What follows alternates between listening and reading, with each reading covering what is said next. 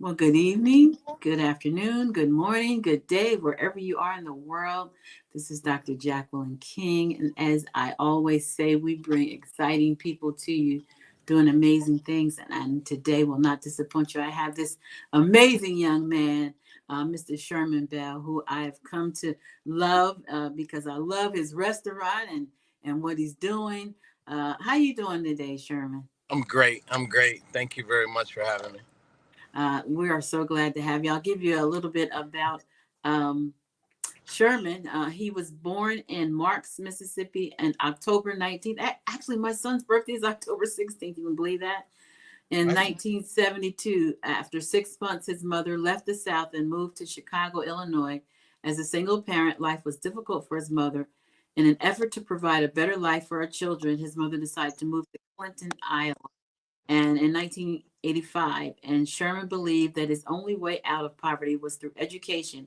While in high school, Sherman was the president of his class and member of student council for 4 years. He was also the president of the culture club. He was active in the speech debate team. He maintained an excellent grade point average throughout his high school and was eventually awarded a scholarship to the University of Iowa. After 1 year at the University of Iowa, Sherman made his decision to take a break from school and decided to indulge in the Iowa drug trade. In the summer of 1995, that decision caught up with him as he was indicted on federal drug charges and would eventually serve 5 years in the federal prison. Upon release, Sherman started working in restaurants and was quickly promoted to management. In 2001, Sherman married Della Santana and they moved to Fort Wayne, Indiana in 2007. Kiora, am I saying that right? you are correct. Kiora Bell was born to them. And in 2017, the couple started KYB Holdings DBA Hideout 125. And in 2021, the couple started KYB Properties. Sherman attributes all of his success to God, who has been the constant in his life. And that's really why you're successful. Because let me tell you what I know for a fact that when you put God first and you take care of his business, he always takes care of yours. Isn't that right? 100%. Even when So, I even when I didn't know he was with me, he was with me. Because I mean, with absolutely. everything that I've gone through in my life, like, you know, I, I I hear a lot of people say that I'm not supposed to be here or things like that. If God put you there, that is exactly where you're supposed to be. All So right, now go and preach, young man. no, I'm not here to preach though. I'm not here to No, preach. no, But no sermon's okay. It's all right. We're a Christian organization. Everybody, thank you for tuning in. Share the broadcast. I am with Sherman, and Sherman is an amazing young man here in Fort Wayne. I've only been in Fort Wayne for 4 years, so but his restaurant was one of the ones I got to go to first, and I fell in love with it. I try to go there as often as possible. Got the best burgers in town, I'll tell you right now. No, I mean with the caramelized onions, forget it. I have a hard time deviating from the burger to get the other food because the burger's so good. So let me just say that. But hey, Sherman, if it ain't broke, don't fix it. I know, but no, I like the other food. I've tried some of the other food, and I'm trying to wean myself off the burger, but they're kind of addictive. But Sherman, yeah. So you started out on the wrong path, and so was it prison that turned you around, or I mean, because I mean, you actually had so much going for you, being so smart and on the road. What First of all, what took you down that path? Was it you didn't see you being able to make a good living other than doing selling drugs? So I was born into poverty.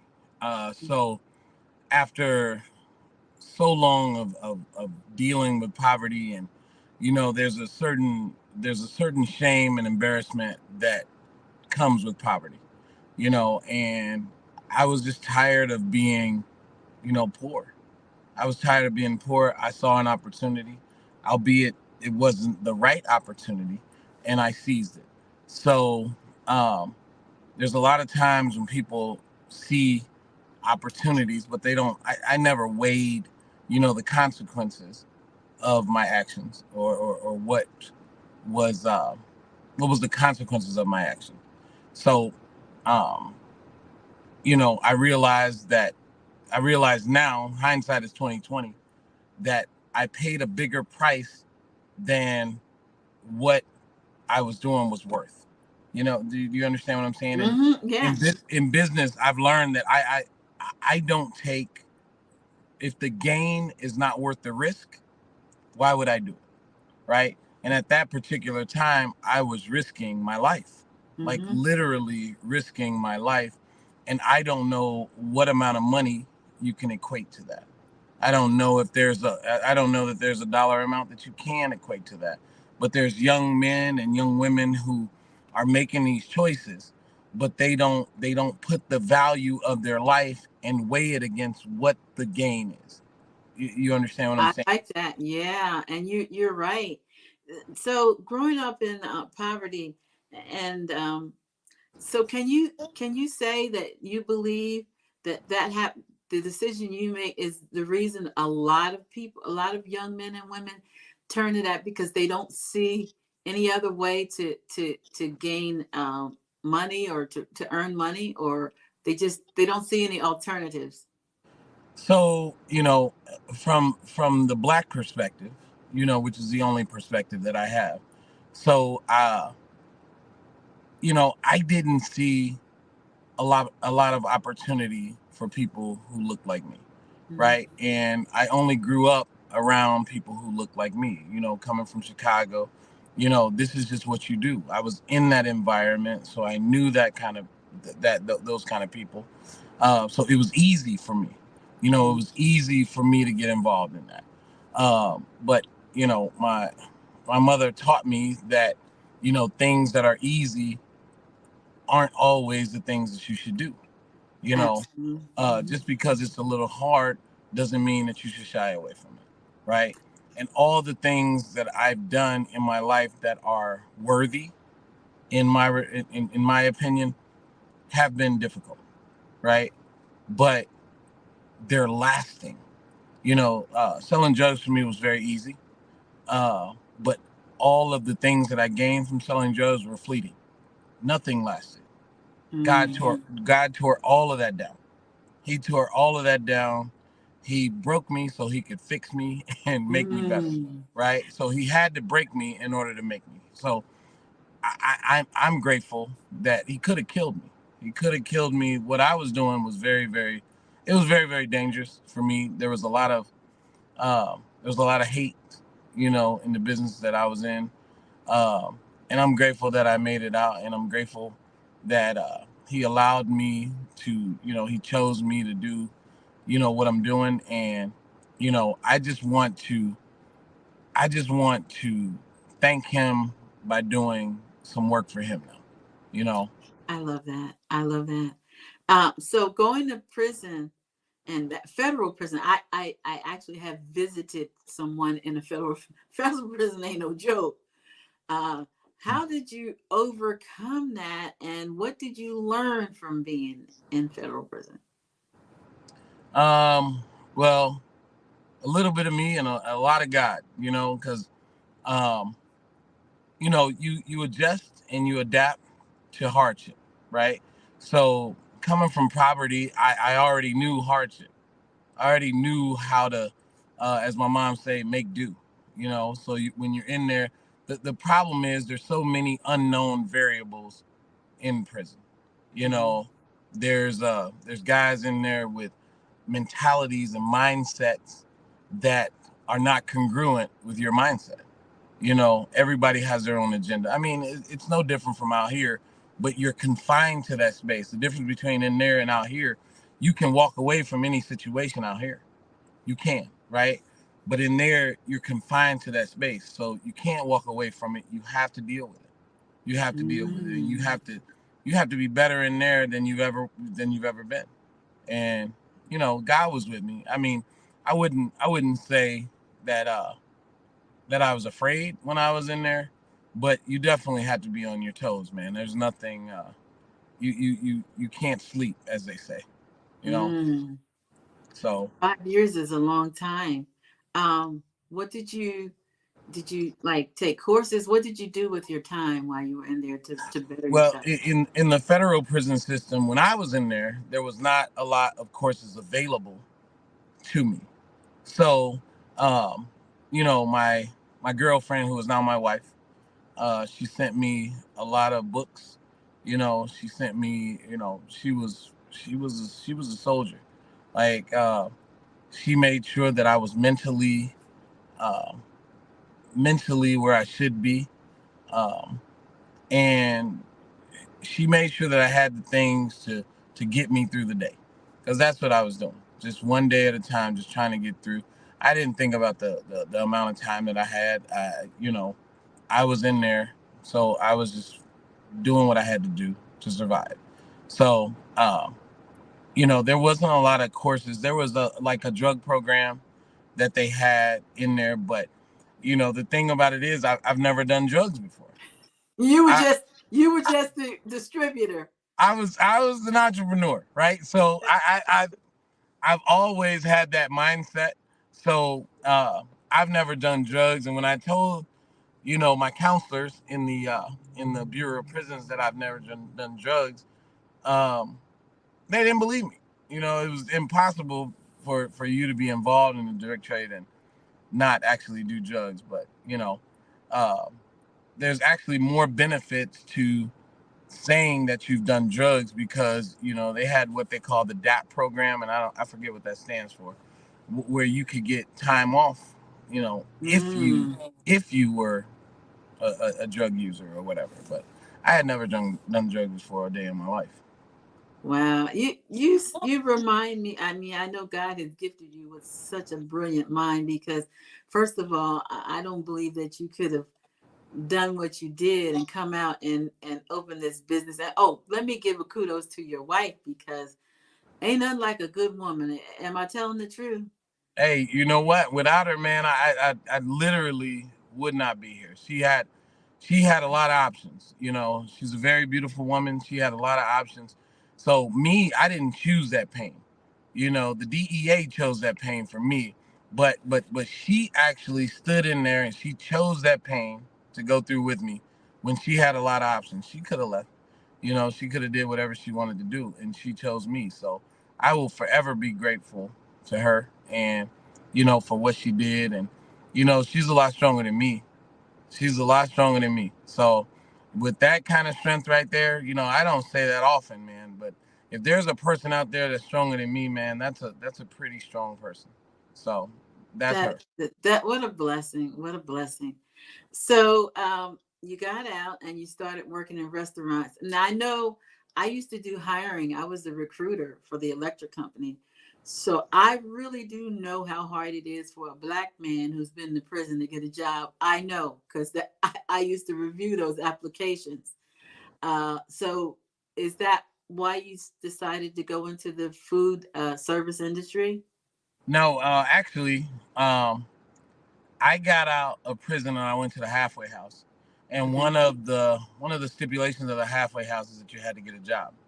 So the first day that that I was in the halfway house, I heard guys in the halfway house saying how it was very difficult for them to get a job, and no one wanted to hire them because they had a felony, and so on and so forth.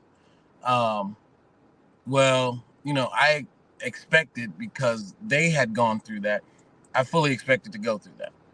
Well, the first day that I went to try to look for a job, you know, um, a restaurant, it was called a Freight House in Davenport, Iowa. They were having a managers meeting. They said that, hey, we'll call you, but they were in the meeting, and I took it as when most people say they'll call you, they never call, Mm-hmm. right? But I had to be back at the halfway house at 4 o'clock.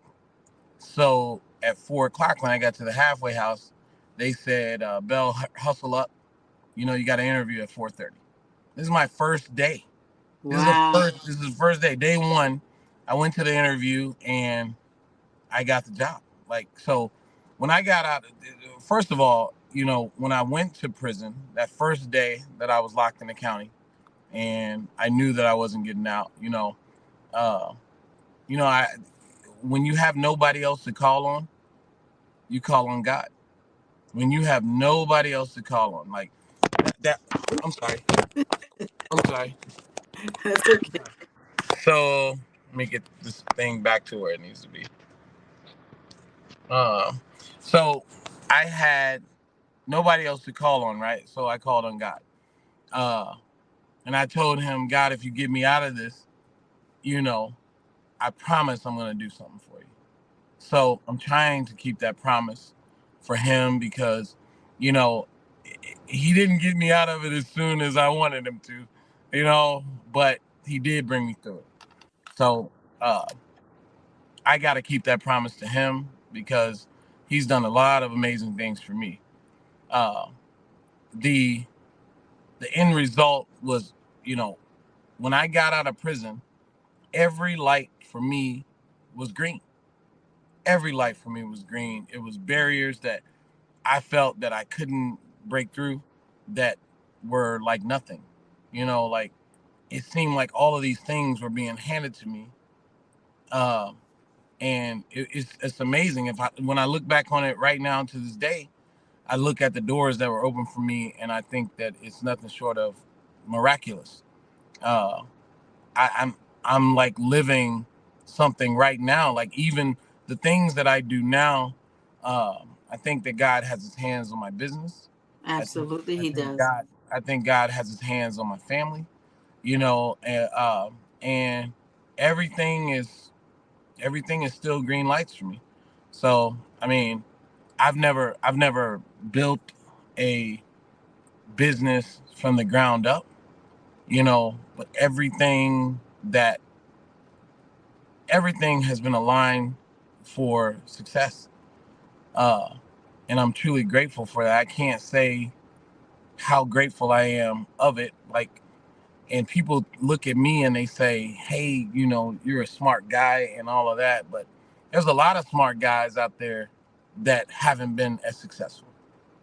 Does that make sense? It does. So, So I believe that God is using you as a living testimony because he's showing people that if I can take this young man who went through this and make him an overnight success, or maybe not overnight, but a success, then I can do that for you too. And that's why I told you that I think your story is so inspiring. And the funny thing about it is, a woman of faith, I didn't know you. You didn't know me. I didn't even know your story, honestly. I knew that I liked your restaurant. I liked your food. I liked your mannerism because I've been watching you. You didn't even know I've been watching you for a while. When I come in there, I watch how you interact with your clients, how personable you are, how nice you look. All that matters when you're in, and how nice and clean your place is, even down to the bathroom. If I can just be honest, you know, go in the bathroom and there's mints in there. It's an amazing place. And you've done an amazing job. I am ecstatically proud of you. thank Um, you. as a black man in Fort Wayne, and I, like I said, I've only been here for a year, so there's not a lot of black businesses that I have seen. If there are, I haven't seen them. And so you are an example to those young men that are coming behind you. So I really do. I commend you for what you're doing, and the food is amazing. I can't say that enough. But the food is really amazing there. And I bring people, you see, I bring people there all the time who haven't been there. I thank you. I thank you, and I thank you. So, you know, all of that. I think all of that is true, but I don't do that alone, man. I have an amazing team. I have You 32 do. people. I have 32 people who work with me every single day, and they make it happen. I have not cooked one dish at Hideout, not one dish. But God has surrounded me with some amazing people, and He's made some things happen that, you know, make me look good. You know, somebody has to be the face of that business. So that has God has elected me to do that job. But the real work is done behind the scene. You know when you come into Hideout, the service, the food, all of that stuff comes together, you know, to create that experience. So I'm just a small part of that, to be honest with you. Yeah, well, everything begins with the head. So I know you're very a humble man, and I get that. But it still starts with your vision. It was your vision that God placed.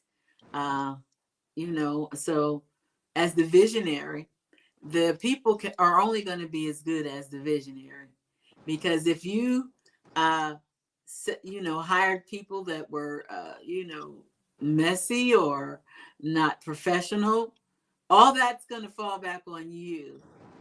So pat yourself on the back. I don't know, you seem like you have a hard time giving yourself kudos, but I can do it for you, because like I said, you're like a son to me, because I'm there all the time. Hey, But thank you. That means a lot. I know that you are getting ready to expand. This is exciting. And it's funny because you sat down, I guess I don't even remember when it was, and we had a conversation, and COVID came, and if stuff was kind of on hold for expanding. You said you were going to have to wait, and now that door is open up. So talk a little bit about that. So when we first purchased Hideout in 2017, it was doing about $970,000 worth of business, which, from me and the background that I come from, I was managing restaurants that had revenue of $4 million plus. So um, I looked at it initially. I looked at it like, hey, man, I don't want to run a restaurant that's only doing $1 million in revenue, right? But um, a wise woman told me that you can't do 4 million until you do 1 million, right? You can't do 4 million until you do 2 million. So what I understood is I needed to seize the opportunity for the $1 million restaurant, and I could turn it into, a $4 million restaurant. So Hideout does about $3 million in revenue to this day. That's awesome. That is so right. awesome. So, but it's still not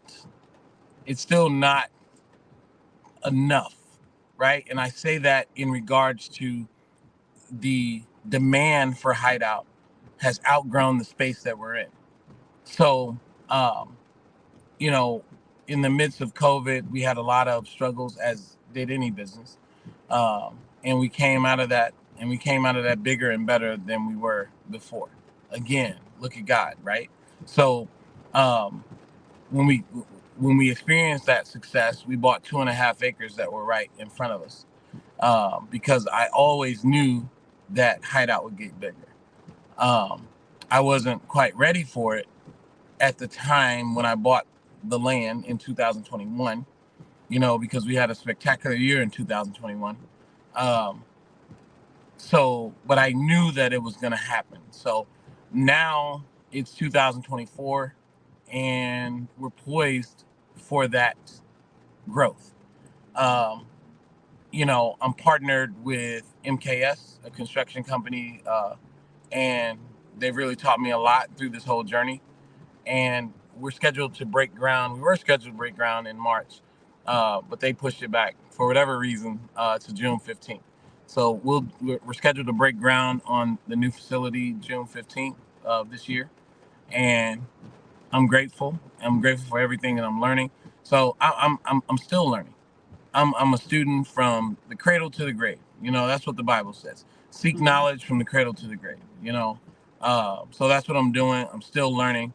Um, I will be very happy to give Fort Wayne a bigger, better facility in Hideout 125 2.0. That's what I call it. So I love it. So June 15th is 1 month exactly from my birthday, which is July 15th. So I'm going to have my party at your new spot. Hey, you know what? You're going to be on that list for the opening. Yes. So don't worry about it. We'll start your birthday early. Oh, look, we can do We'll it the start whole the month. celebration early. Sounds like a plan. Olivia says we're in Fort Wayne, Indiana, which is not that far. She's from Chicago, so if you want to come, you're not that far. come to Fort Wayne and check out Hideout 125 and then Hideout 125 2.0 that's getting ready to open. And so, what are you going to do with that building? Are you selling that building? So the space that we're in now, we actually lease that space. Okay. Okay. Um, one thing that I am big on, because growing up in poverty is traumatic. It was traumatic for me, but somehow, some way, my mom always told me that God will make a way. And there were many times that I doubted if God was going to come through that particular day, but he did. But he always did. What she said was absolutely correct. Um, so I want my one of the things that's very important to me is that I create wealth for my daughter. I don't want her to have to make the same decisions. And all of these principles are biblical principles. God said that the righteous man leaves an inheritance for his children's children. You know, so I'm not gonna slack a minute on that. I'm gonna make sure that Kiora has everything that she needs, and I'm gonna make sure that her children have everything that they need, because that's the God principle. So when I'm not sure as to what decision I'm supposed to make, I go back to what I call the rule book, which is the Bible.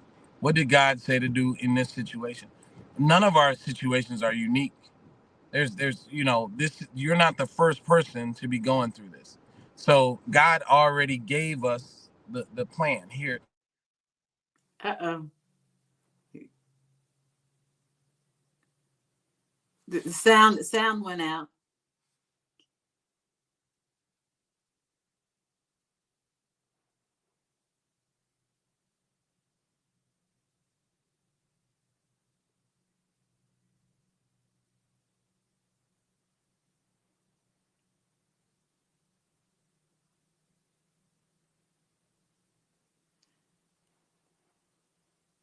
We can't hear you.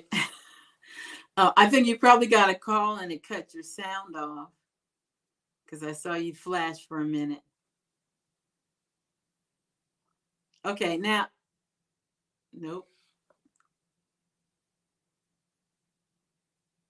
You wanna exit and come right back because I don't know what happened.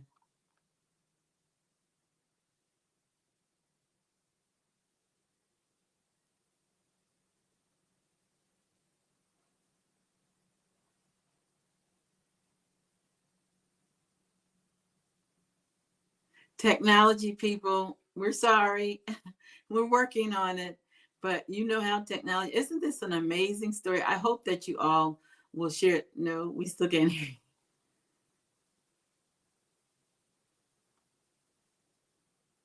I hope that you all will share the broadcast because this is an amazing young man doing amazing things. He's gonna pop out and then pop back in.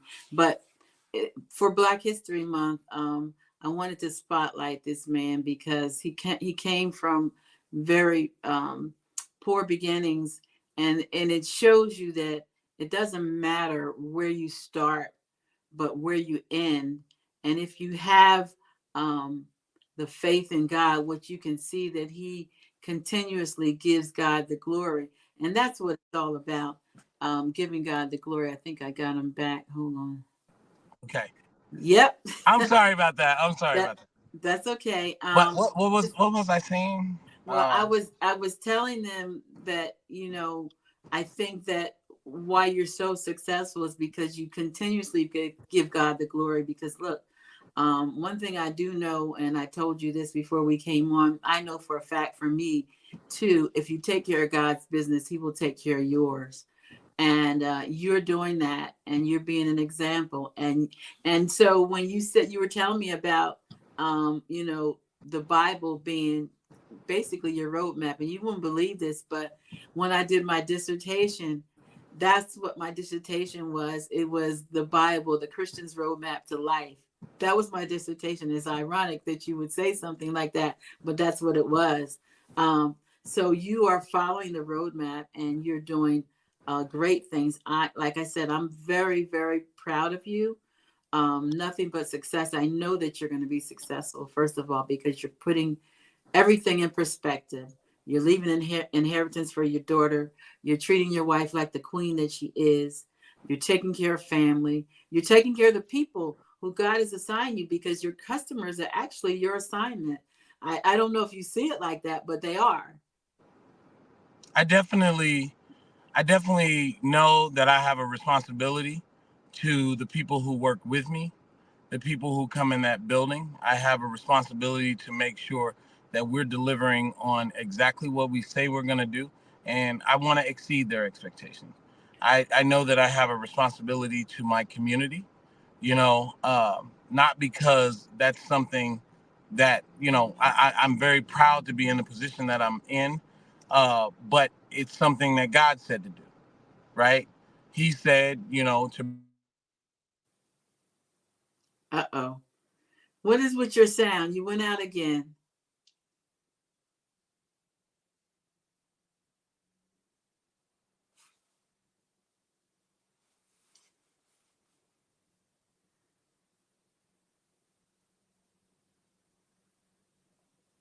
hello.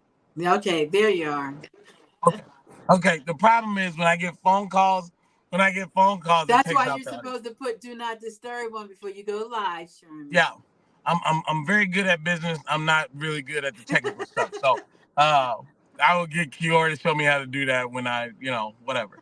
Um but I forget now. I lost my train of thought when that phone call came through. But Anyway, it's all good. So I do expect you to be in my directory that we just launched. So I'm mhm. looking for you to get your business in there. And it is on the screen, blackwomenempowereddirectory.com, because we're trying to build a network of Black businesses. So when people put the zip code in, your business will come up under Fort Wayne and everybody. We have doctors, lawyers, all kind of people in there. I just launched it. So I am expecting you to be in there, Mr. Bell. Okay, no problem. No But this problem. this is really great. You are an inspiration. I know you got stuff that you have to do, but I do thank you for taking time out of your busy schedule to empower and encourage our listeners. We have over 4 million across the world, so I'm sure that it's going to resonate with someone. And I'll get the messages, but I will be. I know what I wanted to talk about. I want to talk about your Sunday brunch, which is doing very well, right? It's doing very well. It's doing very well. Sunday is our fastest growing business segment. There is nothing that is growing faster. No day part that's growing faster than brunch. It's a challenge to keep up with it, but I guess that's a good problem for me to have. Um, uh, we were closed Sundays for a little bit, and I wanted to reintroduce Sundays, and I wanted to figure out a way to reintroduce Sundays to people, just to let people know that hey, Hideout is back on Sundays, right? And all during the year, people was like, "Gosh, because we used to do brunch just on like Mother's Day, we used to do it on Christmas Eve, just special days, Mm-hmm. right?" And people loved it so much, and it was like a reoccurring thing. Hey, when is brunch coming back? When is brunch coming back? So I thought that it would be a special treat to reintroduce Sundays by saying, hey, we've got this brunch, right? And Fort Wayne has embraced it. It is actually taken off like a rocket ship. I've had to actually hire more people to be able to accommodate the demand for brunch. So um, brunch has definitely been a blessing for us, on a day part that we really weren't getting any revenue for. So it's spectacular. Yeah, and let me just throw out there the shrimp and grits. Oof, is ridiculous. Off the, I had that the other day. I had that the other day, and it was amazing. it's It was off amazing. the chart. Yeah. And I've had some good shrimp and grits too, but yeah, and they give you so much. I can't eat it all at one sitting. Right. It's a lot. It's a lot. So I would rather give you too much than too little. I don't ever want you to leave the restaurant hungry. I don't. Uh, so I mean, a lot of these principles that I employ in Hideout come from, my mother and how she always took care of people. She always took care of people. So that kind of comes naturally for me from watching her do what she did, just naturally. So she didn't turn it into a business, but uh, she was very, very good at taking care of people and being like very selfless. She was.